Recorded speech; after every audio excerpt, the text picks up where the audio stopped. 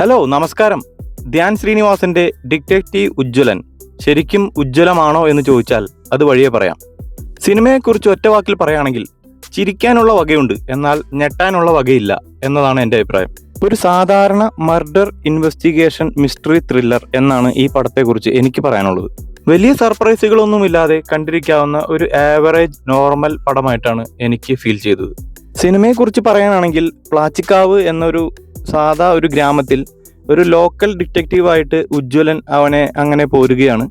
ആ സമയത്ത് അവിടെ ഒരു സീരിയൽ കില്ലർ വരുന്നതും മുഖംമൂടി ധരിച്ച് ആൾക്കാരെ കൊല്ലുന്നതുമാണ് സിനിമയുടെ ഒരു പശ്ചാത്തലം. ഫസ്റ്റ് ഹാഫിൽ കുറച്ച് സ്പൂഫ് കോമഡികളും അതുപോലെ തന്നെ കുറച്ച് ചളി കോമഡികളുമായി പോകുന്നു. ആ സമയത്ത് തന്നെ അമീൻ, നിഹാൽ എന്നിവരുടെ ചിരിക്കാനുള്ള കുറച്ച് മൊമെന്റ്സ് അവിടെയുണ്ട്. കോട്ടയം നസീർ, അങ്ങനെ കുറച്ച് പേര് ചിരിക്കാനുള്ള മൊമെന്റ്സ് തരുന്നുണ്ടെങ്കിലും സെക്കൻഡ് ഹാഫ് എത്തുമ്പോഴാണ് പടം ഒരു എൻഗേജിങ് ത്രില്ലറിലോട്ട് കടക്കുന്നത്.